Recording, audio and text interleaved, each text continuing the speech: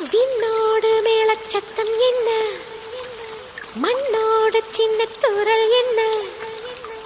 எங்கேதான் சென்றாயோ இப்போது வந்தாயோ, சொல்லாமல் வந்தது போல் இல்லாமல் போவாயோ, தப்பாமல் மீண்டும் சந்திப்பாயோ, நீ வரும்போ